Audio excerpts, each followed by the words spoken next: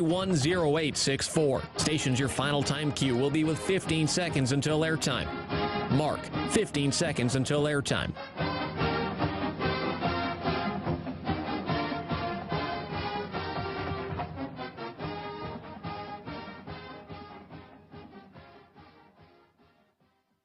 The following is a presentation of Learfield.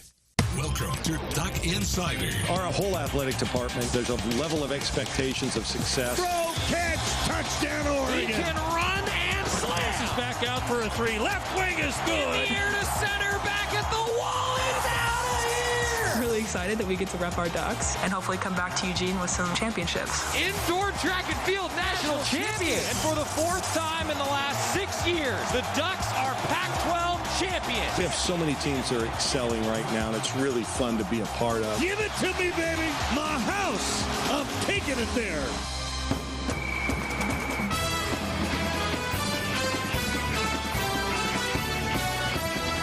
This is Duck Insider on the Oregon Sports Network from Learfield, presented by On Point Community Credit Union. Better banking, local solutions. Live from the Country Financial Studio, here's Joey Mack. Well, postseason, baby. It's a whole new season. You know, that's what it feels like. It's a whole new season for the postseason. Men's basketball, it was a rough road trip. I don't want to talk about it too much. I'm going to be honest with you. But we're going to break down that Pac-12 tournament bracket. Ducks are going to be playing on Wednesday. So here's the good news. Okay, let's start there. Here's the good news. Even though men's basketball didn't close the regular season the way they would have liked, it means that you get the opportunity to watch the Ducks maybe 4 games this week instead of 3. I'm looking for a silver lining. Get a chance to play the Beavers again. Always good to beat the Beavs. 5 versus 12 game, 2:30 is the scheduled start time. I'm going to be honest with everybody. The game is not going to start at 2:30. Arizona State and Stanford play in the 8-9 game. That tips off at noon in Las Vegas. Oregon will follow against Oregon State. They say a 2:30 start time. That means we're going on the air at 2 o'clock for the pregame show. I'm telling y'all right now, there is no way this game starts at 2:30. I'm going to guess like 2:40. 2:40 works out great. Either way, Pac-12 tournament is upon us. We'll talk about that a little bit more coming up. I want to talk about what has gone so right for the Ducks in the Pac-12 tournaments of years past and how maybe that translates this year. We'll talk about that. Going to hear from Dane Altman. We also talked with Dane Altman this morning, actually, for tomorrow's Tip-Off Tuesday, and Kelly Graves sat down with Terry Johns for our final Tip-Off Tuesday that you will find tomorrow. GoDucks.com/OSN. More info there where you can tune in. Just scroll down to Tip-Off Tuesday. You'll see what we're talking about. Going to hear from Coach Graves today after the Oregon women's basketball season. Or I shouldn't say season. I should say the beginning of the postseason came to a close a little earlier than the Ducks would have liked. They were frustrated with their performance against Utah, and some late momentum swings really hurt the Ducks. We're going to break all that down. Going to hear from Oregon baseball as well. The Ducks with a great series this weekend. The entire series combined score, UCSB won the series by 1 run. In fact, all but one game this weekend were decided by 1 run. Really good college baseball series. I thought it looked like 2 regional teams that were playing at PK Park. I was only in person for the Sunday game, was able to tune in to Jordan calling the games as much as I could while I was on the road with Oregon men's basketball. But the Ducks, I think, have some question marks coming out of this series, and Pac-12 play is here. They play Portland tomorrow, and then they're on the road. Stanford. Just a potential national title contender in Stanford. One of the top teams in the country. That's who the Ducks open Pac-12 play against at Sunken Diamond this weekend. Jordan Brenner will have the call for you. I am planning on being in Las Vegas until very late Saturday night. Planning for the best. Planning for the best. Also, softball with just a great weekend. Extra inning affair that they ended up winning 12-4. They then continued the weekend to score 12 runs, 9 runs, 9 runs, and 9 runs. Pretty good weekend for Oregon softball. We're going to talk about that and hear from some of those Ducks over the course of the show today. Before we get into men's basketball and we really do the deep dive here, and taking your Facebook comments, your YouTube comments, your Twitter comments and questions, if you're live with us in the 1 o'clock hour, what's it going to take for Oregon men's basketball to be successful? I want to hear from you. What's it going to take? Because, well, my keys to the game might include some of your keys to the game on Wednesday. Football season tickets are officially on sale, though. Today, football season tickets on sale.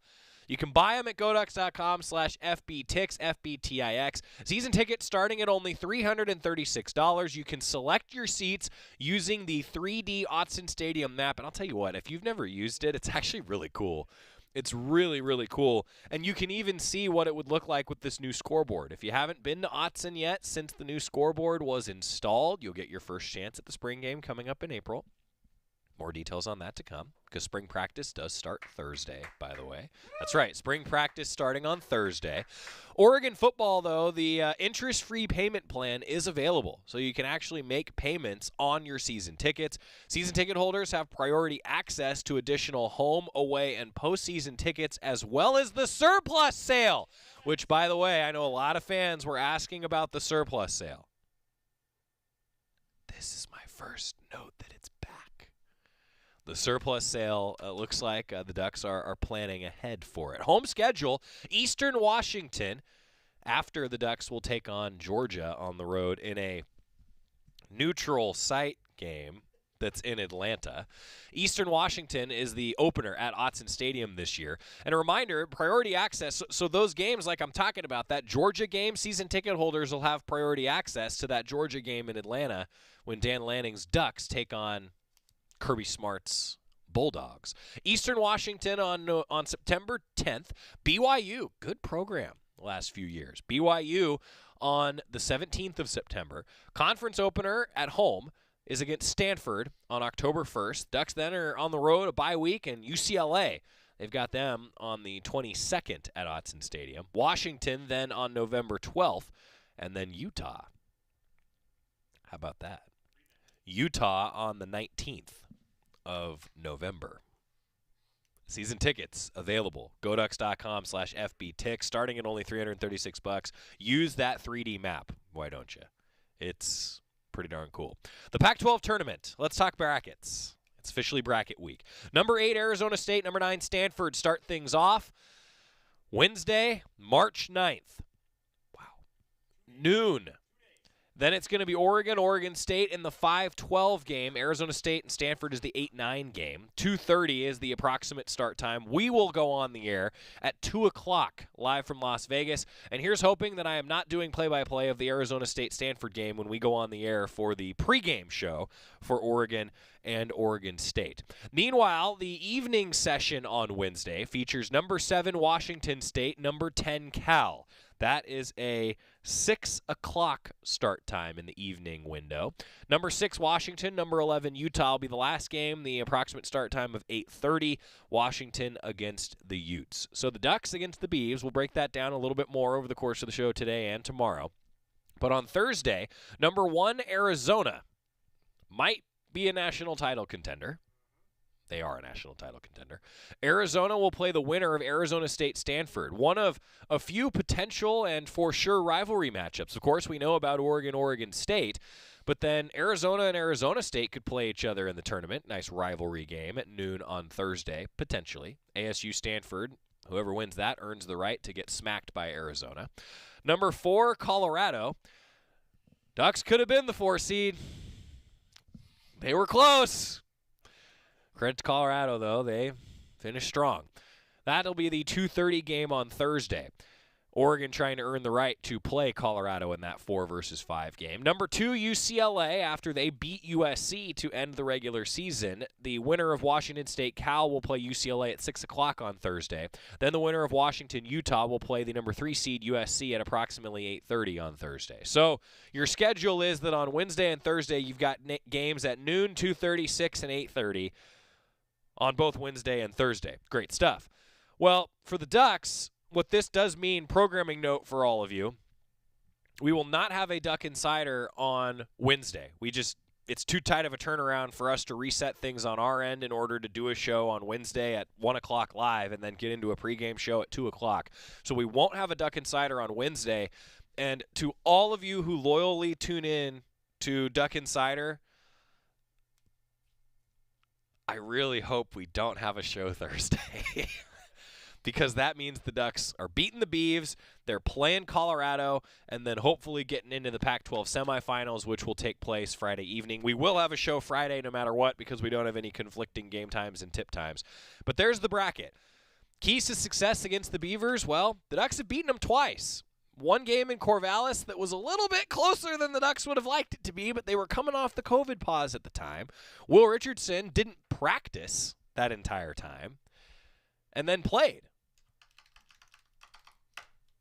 It was close. Had an opportunity to win at the end, the Beavs did.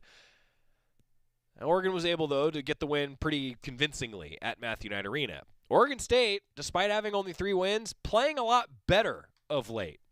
And by better, I mean a lot better of late. They took USC to double overtime. And in their last game of the regular season, they only played 7 guys. Wayne Tinkle's got them playing really tough. Tobiah, any news on whether or not Richardson is healthy? It's a great question. Tune in to Tip-Off Tuesday. I did ask Dana Altman that. Tune in to Tip-Off Tuesday, and we'll have more info for you on Will Richardson. Also, though, PK Park field looks incredible. I'm glad that Tobiah was able to go out and enjoy a little bit of that. So the Ducks, did not have Will Richardson. And look, things did not go great. You're right. Things did not go great at Washington State. A 20-point loss for the Ducks. Jacob Young scored 21 points. Frank Kepnong, I thought, was the lone bright spot with 11 points, 5 of 6 from the floor, but he had 4 fouls. And Folly Dante, the Ducks went with those 2 big players, and Dante had 2 points, 4 rebounds, but only 0 of 1 from the floor.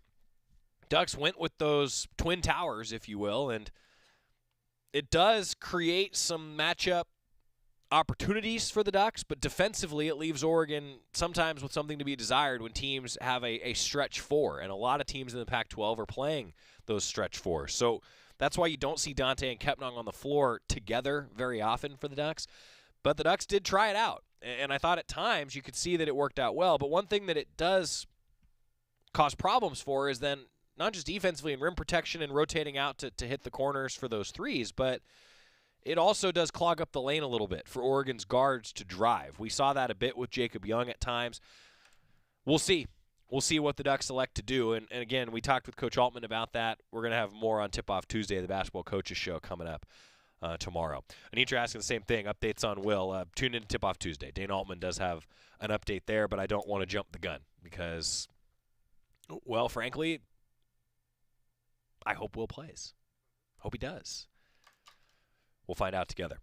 I do want to let you listen into what Coach Altman had to say post-game. The Ducks, frustrated. There's no doubt about it. They were frustrated with the loss. And Coach Altman, he was frustrated. When I talked to him on the radio post-game show that some of you may have heard, he was frustrated. This is what he had to say with the general media. After a tough loss to end the regular season, and now they got to get right and get ready for this matchup with the Beavs at 2:30 on Wednesday.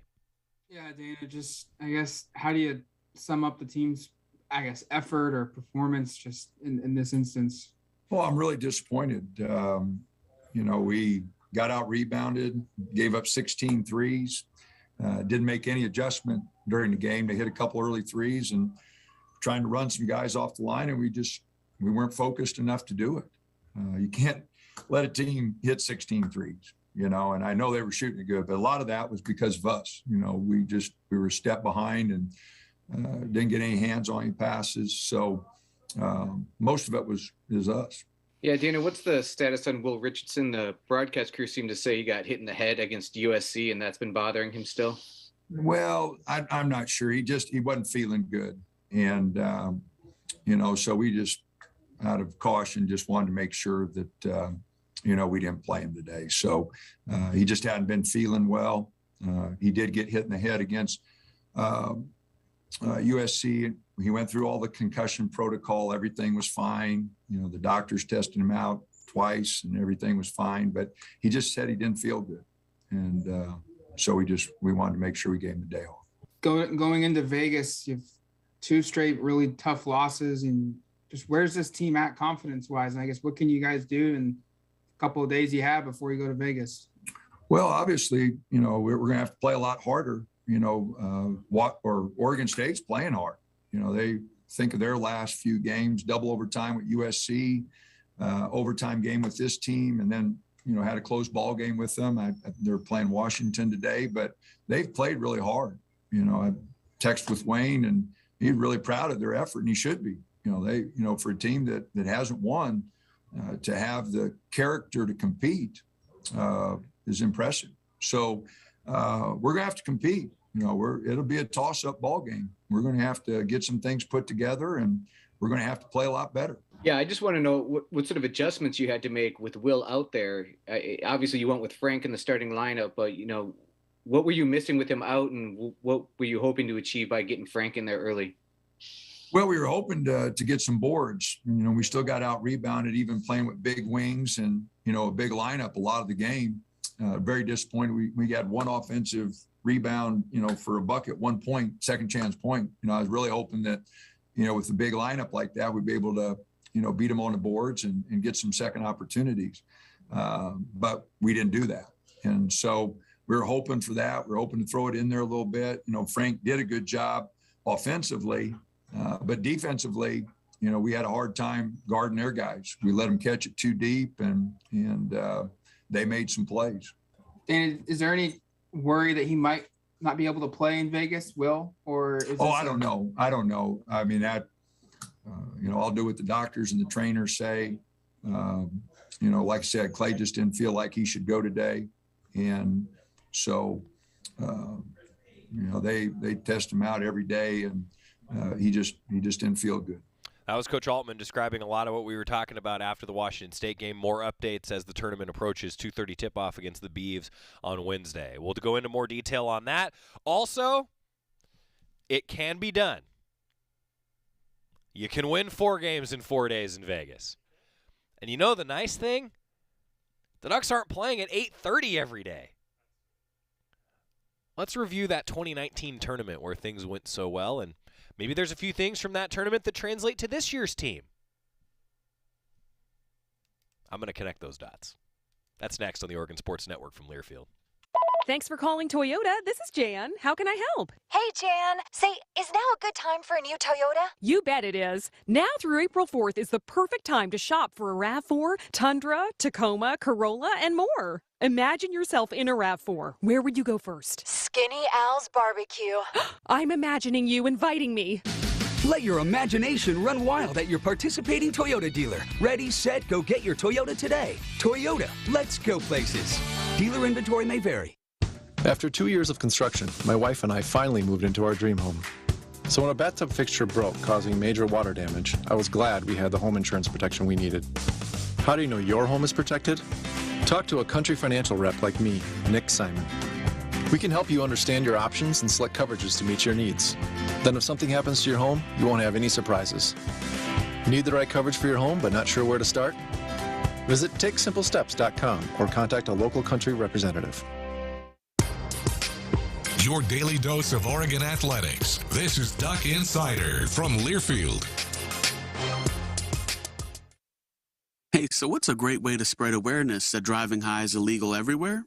A catchy song, of course. You can run, but you can't drive high. You can run, but you can't drive high. Friendly reminder, don't drive high. If you feel different, you drive different. Brought to you by NHTSA and the Ad Council. Jill, why don't you tell the class what you did this weekend? Well, my dad and I went in search of some magical minnows and found a zillion of them in the stream from our lookout rock. Then my sister and I escaped from an evil slug king and went back to my super twig fort for safety. Then we told stories till it got dark, and the Big Dipper led us all the way home. Wow. Where were you, Jill? We went to the forest. It's not that far away. Ask your parents to take you and your friends to the forest this week. It's closer than you think. Check out discovertheforest.org. Brought to you by the U.S. Forest Service and the Ad Council.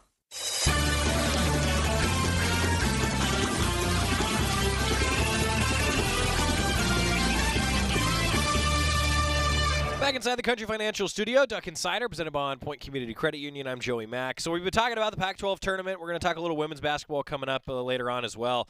But we obviously have a difficult task in front of the Ducks. And now, last time, Oregon was able to win 4 games in 4 days. They were the number 6 seed. Yeah, they were the number 6 seed, which meant that the Ducks played that 8:30 game against, that year, the number 11 seed in Washington State. Ducks dominant in that first game against Washington State.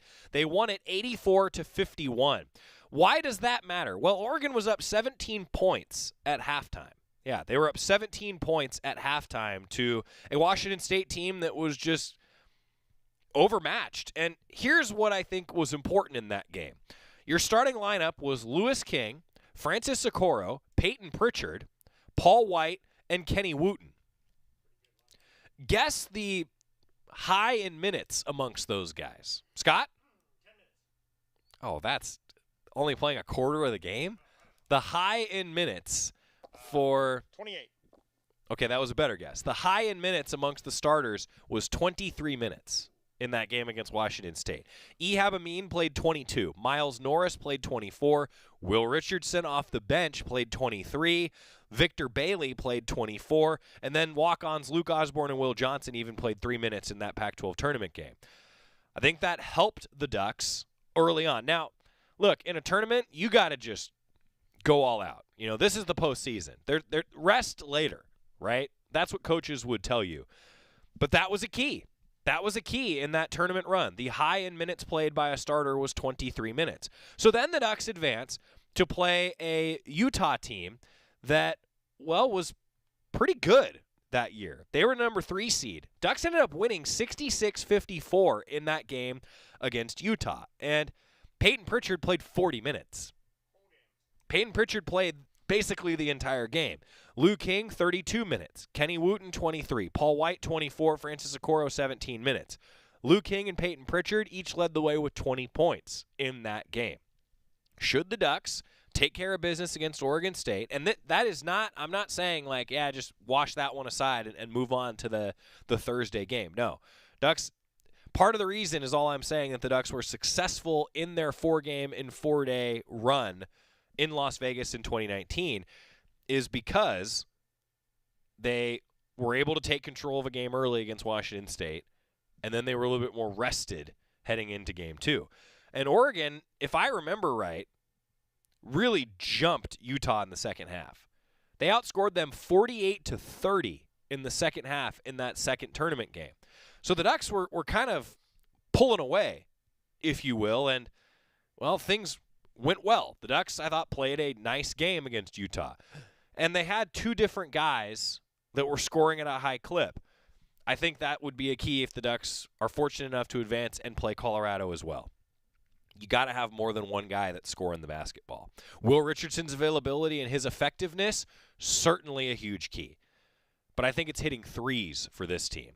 That team against Utah, talking about the three-point shot, they were just 4 of 14.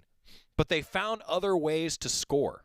They found a lot of other ways to score. That's what this team needs to do because they're shooting 26% from 3 in their last 7-8 games. 26%. Hasn't been great. Got to hit some threes. Got to have more than one guy scoring at a high clip. Jacob Young scored 21 against Washington State. Ducks still lost by 20. And you got to play good defense because listen to these final scores. They gave up 51 points to Washington State. They gave up 54 points to Utah. Now, here's where they had their game where the opposition was scoring at a high clip, and Oregon had to try to just take care of business in another way. So that's that Friday game against Arizona State. Tip times, by the way, 8:30, 8:30, 8:30, 7:30. A lot of late-night games for the Ducks. A lot of late nights in Las Vegas, and for reasons that are not normal late nights in Las Vegas. Arizona State is the opponent. Ducks end up winning the game 79-75. That was the highest point total that Oregon allowed in the tournament run when they won 4 games in 4 days. How'd they do it? Well, they had to get contributions from someone that maybe you didn't expect. The leading scorer in the game was Lou King. Peyton Pritchard had 8 assists and he had 18 points. Lou King played 42 minutes. Peyton Pritchard played 40. Paul White played 37. Francis Okoro, Kenny Wooten, 23 and 15. That was your starting lineup. Will Richardson off the bench, 27 minutes. But you know who was the X factor and, frankly, the key to that game against Arizona State? And not just because of the three that he made in the corner to really give the Ducks the advantage. Ihab Amin scored 18 points, played 18 minutes and scored 13 points and had 6 rebounds. The Ducks got contributions from a guy that you weren't necessarily expecting. So when they didn't have their best defensive performance, they gave up 39 second-half points to Arizona State. They had to go to overtime to win the game. It was a 12-8 overtime total. The Ducks won the game, but they got contributions from a guy that you probably didn't expect heading into the game. The Ducks probably would need that if they're going to get a victory over a top seed. Now, Oregon, as the 6th seed, ended up playing the 3 seed, the 2 seed, and then the 1 seed in that Pac-12 tournament run. They beat the 3-2 and the 1. This year's team would have to beat the 12. So I should say they had to beat the 11 seed, then the 3-2 and 1. This year's team would have to play the 12, the 4, the 1, and then likely the 2 or the 3. It's probably a little bit tougher of a run for the Ducks this time around. But they got a contribution from Ihab Amin in that game against Arizona State that was the difference maker. Someone off the bench may have to provide a spark like that throughout a tournament run. Who could that be on this year's team? Well, maybe it is a Frank Kepnong. Thought he was a bright spot offensively for the Ducks against Washington State in that loss. I think that there's a lot more in the tank there. And Folly Dante has been up and down. Ducks have had to rely on guys like Richardson, guys like Harmon, and guys like Young to score. Maybe Dante has a game where he just takes over. I sure could see that. Against USC, he had one of those games earlier this year. So maybe in that third game, if it's against a team like Arizona, who knows what could happen? Well, then the championship comes around. Had to win the 4th in 4 days. It was against a Washington team that Oregon earlier in the season, in fact, to conclude the regular season, the Ducks beat them 55-47 in Seattle. Spoiled senior day. Oregon got them again in the Pac-12 tournament. You know that in that championship game, Washington was like, oh, we need to get this done. That was a big opportunity for a Washington team that was still playing for seeding, and it was a close game at halftime. It was a really close game at halftime. 28-26, Oregon was in front. And I think I remember calling the game at halftime. I was going, boy, I hope that the Ducks are I hope that they are feeling all that adrenaline right now because they have had to play a lot of minutes, an overtime game the night before in the semis. Number 1 seed, it's a rivalry game, it's Washington. Well, what happens in the second half is Peyton Pritchard goes off. He was 7 of 9 from the floor total. He ended up with 6 rebounds, 7 assists, 4 steals, and 20 points. Ducks outscored Washington 40-22 in the second half. But they played great defense. Ducks had 8 steals and 4 blocks in the game against Washington. A team in Washington that, if memory serves, was leading the conference in steals, and it wasn't close coming into that game. Ducks got it done. So how does that translate now to this tournament run? You're going to have to play good defense. Ducks played great defense in 3 of the 4 games, and probably even played okay to good defense against Arizona State, but they went to overtime. But they got contributions from a variety of different guys. They didn't have to play a ton of minutes in that first game. That was the formula to success. Ducks played hard in all 4 of those games. Now, the difference here is that Oregon made a change in their starting lineup in that February 23rd game in 2019 against UCLA. They won their last 4 in the regular season. This year's team haven't done that. They have not finished strong. Reminds me a little bit of 2013. The Ducks actually lost to Utah and Colorado on the road, then went and won the Pac-12 tournament in 2013. The combination of those 2 seasons, you're going to need that for this year for the Ducks to do something special. But boy, this was a fun memory in 2019. Hardy dribble. Pritchard steals it. Pritchard taking it to the basket. He dunks with the left hand. First time ever I've seen that from that kid. Holy cow! Peyton Pritchard with the exclamation point. Oregon leads 66-45.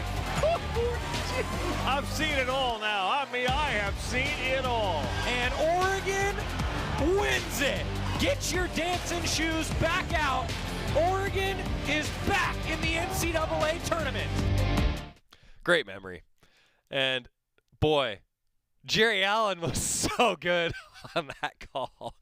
Great memory. But what's it going to translate to? Well, I think that there's some lessons learned in that run for the Ducks the last time they won 4 in 4 days. Can it be done? Yeah, it can be done. Do they have to do something special? Yeah, they do. 2:30, Oregon State is the opponent. Wednesday, the 5 versus 12 game. 5-seed Ducks, 12-seed Beavs. Approximately 2:30, the start time on Wednesday. Televised on Pac-12 Network. We've got a 2 o'clock pregame show for you right here on the Oregon Sports Network. When we come back, women's basketball, we're going to hear from Kelly Graves after what was a tough weekend for the Ducks. But postseason's here, baby. Back after this on the Oregon Sports Network from Learfield. From the weight room to the classroom, on the field and off it, On Point proudly supports University of Oregon athletics because student athletes do so much more than bring us pride on game day. They bring our entire community together in Eugene and all across Oregon. So whether you're watching the game in the stadium, at home, or at your favorite local business, their success makes all of us stronger. On Point Community Credit Union. Join in. OnPointCU.com. Federally insured by NCAA. Equal housing opportunity. As my family continued to grow, I realized I'd have to replace my beloved Jeep with something that has, well, more seats. I'm Jason Hines, Country Financial Rep and father of 7. Whether you're upgrading from your sporty ride with no room for a car seat or finally replacing your well-loved beater that still has a cassette player, you'll want the right protection for your new car.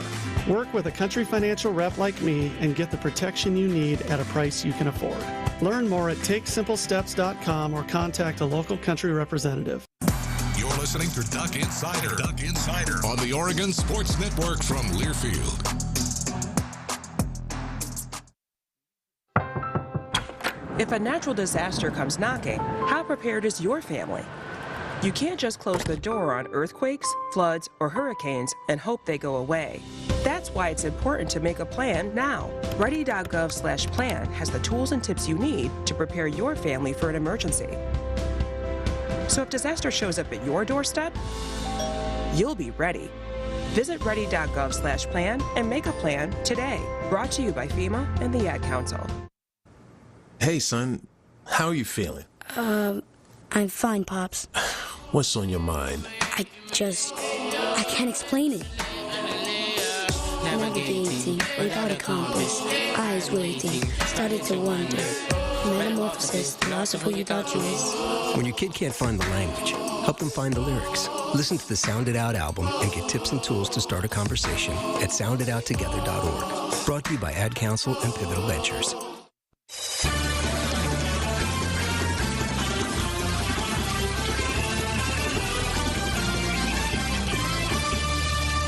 Back on Duck Insider, presented by On Point Community Credit Union. Joey Mack in the Country Financial Studio. A little bit of a tough weekend for Oregon women's basketball, too. Some late momentum swings when the Ducks were down 10 entering the fourth quarter in Vegas. The Ducks rallied to lead 66-65 on a basket by Niara Sabally with 3:56 to go against the Utes. But at the other end, Sabally picked up her 5th foul on a three-pointer, and let's just say that Coach Graves was frustrated. He got a technical foul, and the Utes used that ensuing free throw and then possession to go on a 9-0 run. They ended up taking command of the game. They won the game. So the Ducks dropped in the semis. I think that there's still an outside chance that Oregon may see their name called as one of the top 16 seeds, which would mean the Ducks would host, but it's probably not likely right now. Oregon's net is still in really good shape, their metrics, if you will, but I feel like the Ducks are probably going to be traveling for the first couple rounds of the NCAA tournament.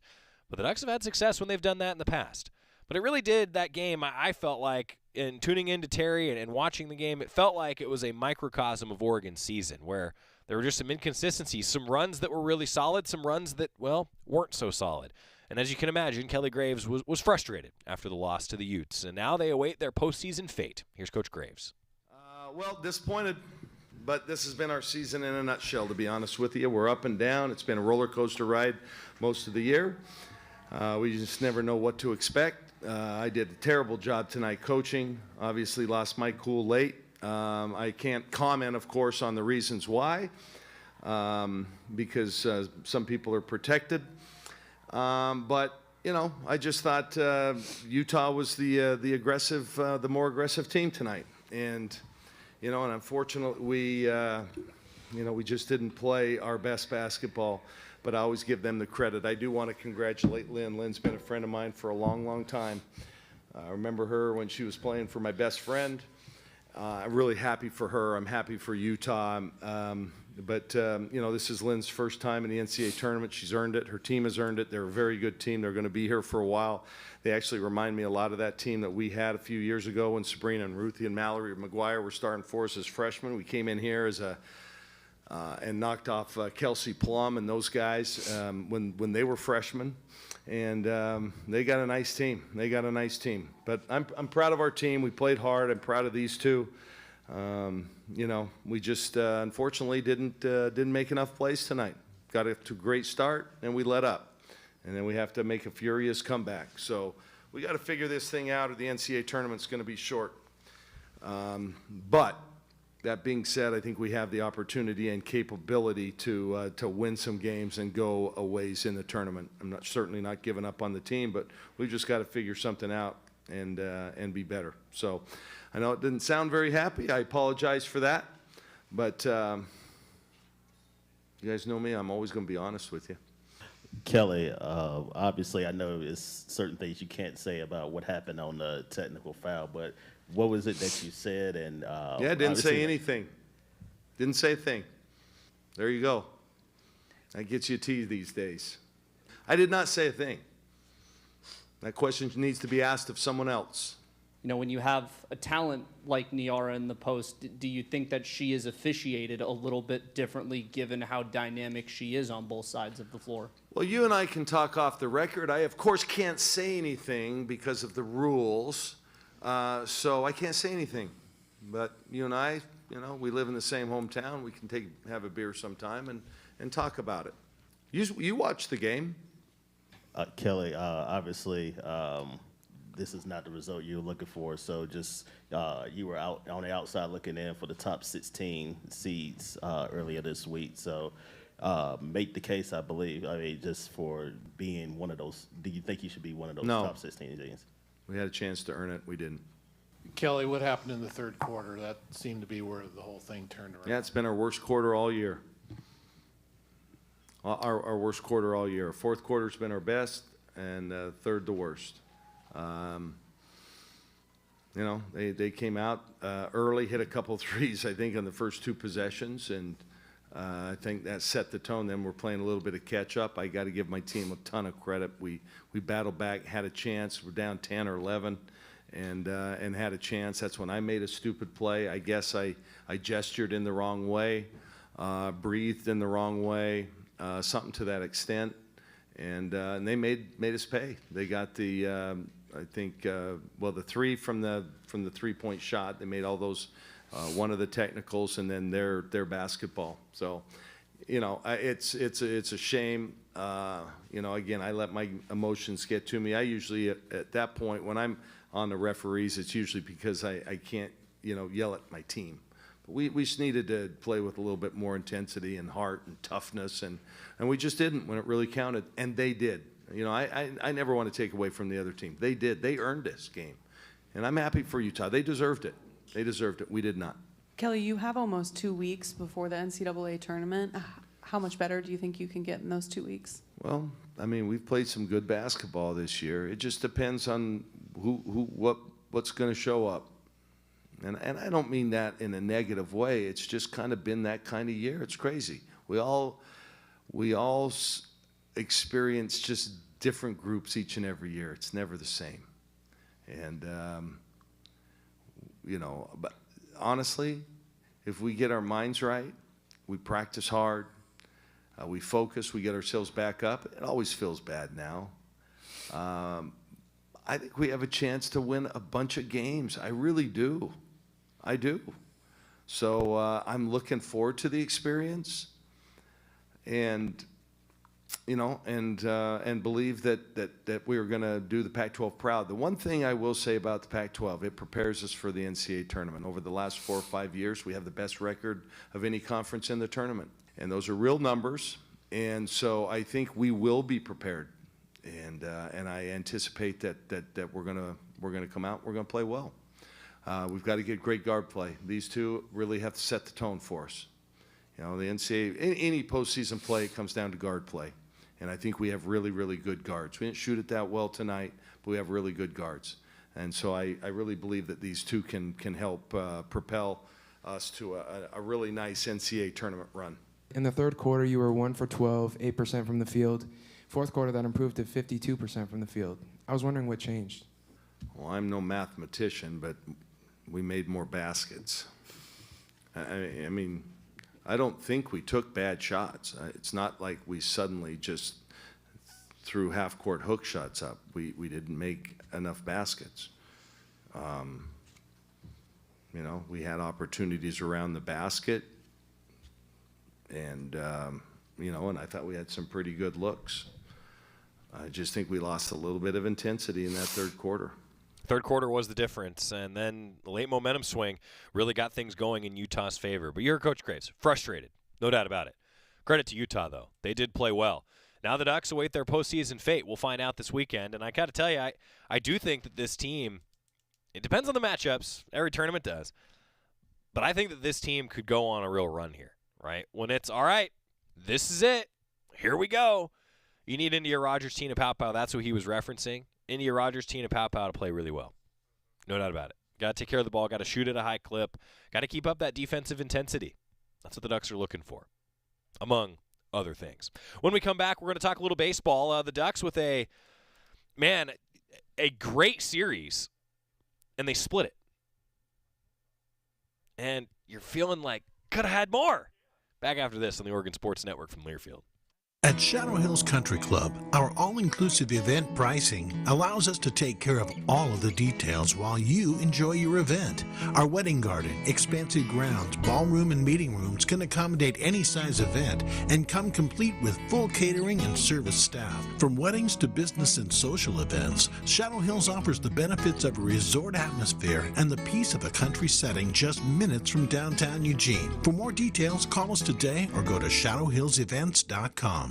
Attention Student Rocket League gamers. The $125,000 Level Next Rocket League Spring Showcase is back, and free entry is now open. Rep your school in the Level Next Rocket League Spring Showcase to win the championship trophy, ring, and part of the $125,000 prize pool. Like this opportunity, food is too good to be wasted. With Best Foods, you can save more and waste less food. Hashtag make taste, not waste. Registration closes March 27th. Sign up now at levelnextesports.com. This is Duck Insider, presented by On Point Community Credit Union on the Oregon Sports Network from Learfield. Hey, Dad, how do airplanes fly? What's in this box? Is this tree good for climbing? How are babies made? What does this thing do? Kids are curious about everything, including guns. Talking to them about gun safety in your home is a good first step, but you can do more. Always keep your guns locked, unloaded, and stored separately from ammunition. Safe gun storage saves lives. Learn how to make your home safer at endfamilyfire.org. That's endfamilyfire.org. Brought to you by End Family Fire, Brady, and the Ad Council. Adopt US Kids presents What to Expect When You're Expecting a Teenager. Learning the lingo.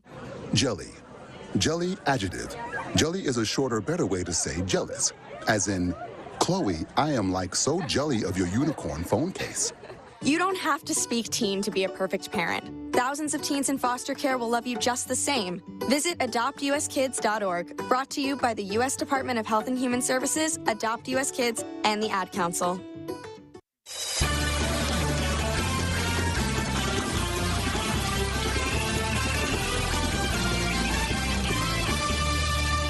Back on Duck Insider, presented by On Point Community Credit Union. Oregon men's basketball coming up 2:30 on Wednesday. Approximate start time, 2 o'clock pregame show for us across the Oregon Sports Network. That means since we do the show, Duck Insider, that is, live from 1 to 2, we won't have a show Wednesday, and I'm hoping that we don't have a show Thursday because that means the Ducks took down the Beavs. That's what we're looking for. For Oregon baseball this weekend, I was on the call on Sunday for what was still a good baseball game. Friday was just a really good game, and anytime you have a walk-off home run, it's a great day. But especially coming from a guy like Gavin Grant, who worked so hard in the offseason to add power to his game, well, he saw it on display. A walk-off win, Ducks win by a run. You feel really good on Friday in what I thought was just a great college baseball game. It was fun for me being able to tune in from Pullman, actually, and listen to Jordan calling that game and watch the game on the Oregon live stream because it was just a great, great game. Saturday, doubleheader. Ducks won game 1 and dropped a real close one in game 2.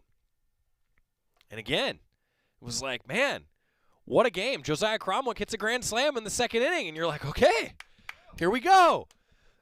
Credit to UC Santa Barbara's bullpen, though, and, you know, honestly, credit to Oregon's bullpen a little bit, because here are a couple of the takeaways. One, Isaac Aon went the distance in that 7-inning game 1 of the doubleheader. I like that the Ducks and Gauchos played a 7-inning game 1 and a 9-inning game 2. Isaac Aon looked really good. He looked like a guy who could potentially start on a Friday. Now, we'll see what Coach Wazakowski says coming up later on in the week, but I know Adam Meyer did leave the game on Friday. Ducks ended up winning, but he left the game on Friday. So we'll see what that rotation looks like. I think there's some question marks for the Oregon pitching rotation now. What it's going to look like against Stanford. We'll find out later this week as the Ducks announce their starting rotation here coming up against the Cardinal. But the other key to this is that Andrew Mosiello was not great in his start in the second game of the doubleheader.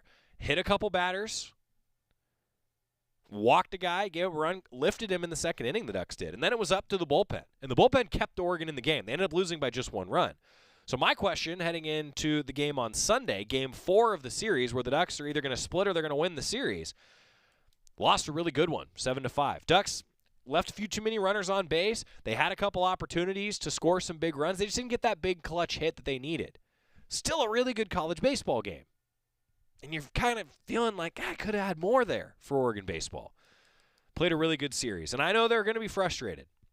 I think the bullpen depth is strong. What the starting rotation depth looks like, I think we're going to find out over the course of the next few weeks. Mark Wazakowski, though, you can imagine, frustrated postgame. This was him after Sunday's game. But I still say it was a good college baseball series at PK Park. Well, back and forth, I feel like you had your chances late to get this one? Well, there's no doubt about it. You got plenty of chances in the game, and we just didn't get the big hit when we could have gotten it, and we felt like we had clearly the right guys up at the plate, with bases loaded and Drew Cali hitting. He's been about as good of a hitter as we've had, and unfortunately he didn't come through right there. You got to tip your hat to the guy throwing 96 miles an hour out there for them too. That's not an easy at bat, and we came up a little bit short, but really competitive series against a very good program. Take home the first 2, lose the next 2. Just your overall thoughts from the series against a really good program like you just mentioned. When we got good starting pitching, we won 2 games. When we got bad starting pitching, we lost 2 games. Coach, you've had 2 back-to-back games with the starting pitcher, like you just said. They had a struggle with their command. How do you address that as a team? Well, I don't think it's a team issue. I think those things are individual issues, and to be worked out, between the player and the coach. To where, those are just things where when we look at those and we watch those, you're talking about one of those 2 players has been a tremendous performer for us. The other has been a tremendous performer now as a freshman through scrimmages, and so not quite as long of a body of work. But you're not talking about 2 guys that haven't been able to do it. Both of them have been able to do it, and one of them's been able to do it at a really high level. And so I'm sure they'll get back on track. Coach Angier is fantastic at what he does. That's going to be a big piece going forward for sure.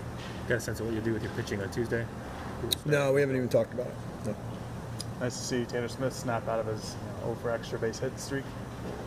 Yeah, shoot, he swung the bat really well. There were some Ducks that really swung the bat well. Jacob Walsh had a couple of clutch hits. I even think, Drew Cali didn't get the big hit there at the end with the bases loaded in the 8th. But, man, I thought he had swung the bat well all weekend, and he swung the bat well now for 3 weekends, which has really been encouraging. I thought Sam Nowitzki coming off the bench swung the bat very, very well. Josiah Cromwell, I thought, caught well. It was a good game. It was one of those somebody had to lose. It was unfortunate. And Nowitzki playing just because Grant needs an off day, standard rest, or? Well, Nowitzki's a good player. That's why Nowitzki's playing. I mean, we've got a lot of good players, and we're trying to get, guys in to keep them fresh and going. And as you saw today, Sam made a tremendous play diving to his left today and had very good quality at bats. Sam's a tough kid, one of the team leaders, and a really good player as well. You mentioned Chroma catching. How close or not is he to Jack in terms of how he's handling himself behind the plate? Well, I think, he's done a great job. One of the critical plays there in the game was the strike him out, throw him out situation. Joe does it. He's been swinging a good bat. I think that he's handled the pitchers very well.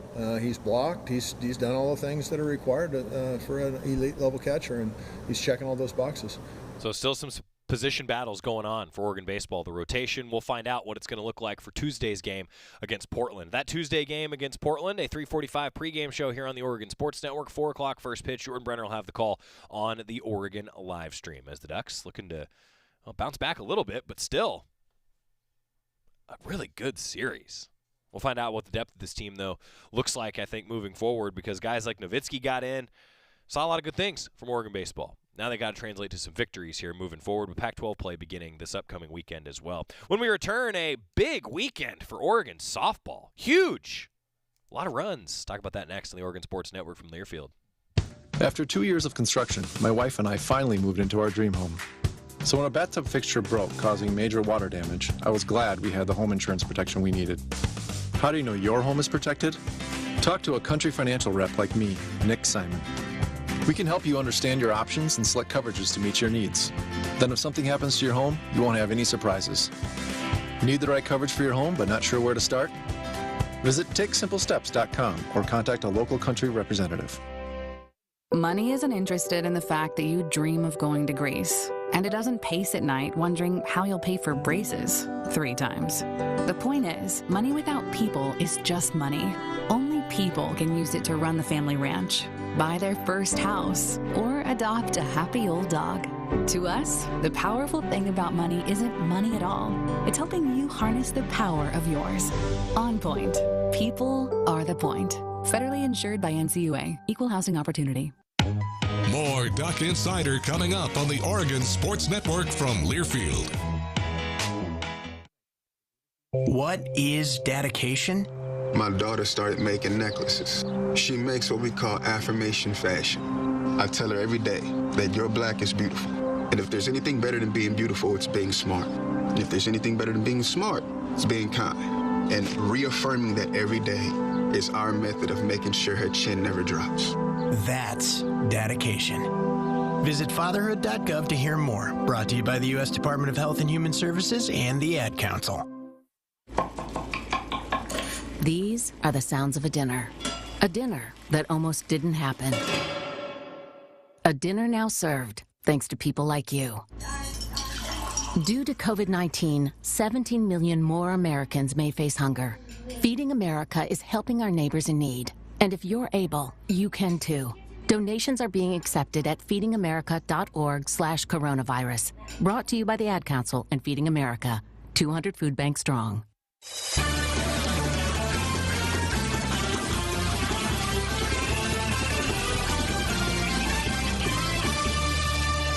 Back on Duck Insider, presented by On Point Community Credit Union. Joey Mack in the Country Financial Studio. Oregon softball out in Carolina this past weekend, and they got 5 wins. Scored 12 runs, then scored 12 runs, then scored 9 runs, scored 9 runs, scored 9 runs. A little bit of an offensive outburst for the Ducks. Hannah Delgado, a huge weekend. She's now up to 444. 444 on the season. Ducks have faced a little bit of adversity, and they have put together a pretty darn good weekend. And congratulations to Coach Lombardi. She picked up her 100th win for the Ducks as a head coach. Pretty darn cool. And, well, Jordan Dale was the one that got her. Love to see it. Love to see it. Ducks were fired up for their head coach. She got the Gatorade bath. And Jordan Dale has been with her since the very beginning. It was awesome to see the pitcher give Coach Lombardi a much-deserved celebration, which is pretty darn cool. Tomorrow on the show, we're going to talk with Associate Head Coach Sam Martyr after that offensive outburst. But today, we hear a little bit from Coach Lombardi. What went right? Oregon's 5 wins, and now they're getting ready to go back to Jane Sanders Stadium this weekend. Here's Coach Lombardi. Congratulations, 100th win as the head coach at Oregon. Came in a nice way. Your team really came to play on Sunday and finished off the job. Yeah, I love how we played all weekend long. We walk away from North Carolina just so much more knowledge and understanding who we are as a team and what we're capable of. And just to see them finish strong on Sunday, it was really important to all of us for that to happen. Today was one of those Sunday games where you know there's going to be fatigue, both mental and physical, and your vets really came through. I thought they really came through. Love how Bunk played all weekend. Hannah Delgado just was on the base path all weekend long. Loved watching Gabby hit a bomb, KK doing what she's doing. It was nice to see them kind of just lead the way today. Talk about Jasmine Williams' hit, too. That was a key moment in the game. It was still pretty close, and she came out and delivered a pinch hit double.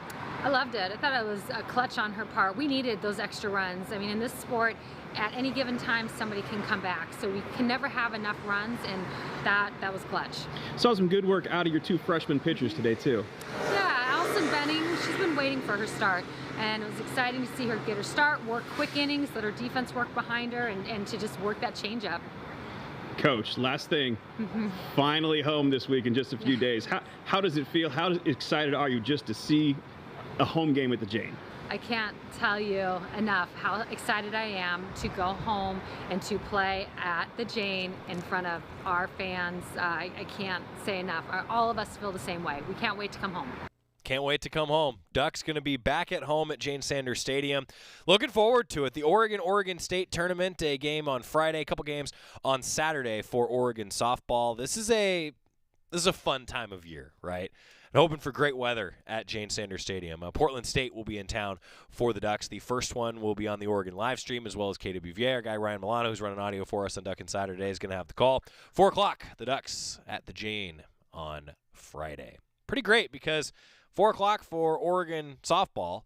Then it'll be Oregon baseball on the road at 6 o'clock. Might have some Oregon basketball that night, too. That's the plan, anyway. That would be the 8:30 game, by the way. Would be the 8:30 game on Friday. Just letting you know that it kind of sequences out in a really nice way. Hey, this is a pretty cool thing for Oregon students. The Level Next Rocket League Spring Showcase is going on. You compete to take home the championship and part of the $125,000 prize pool.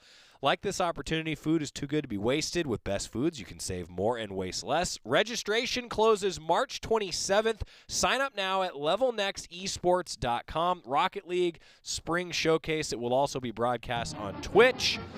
Register now, guys. A chance to actually compete for Oregon and bring home some money if you're good at Rocket League. Not a bad deal, huh?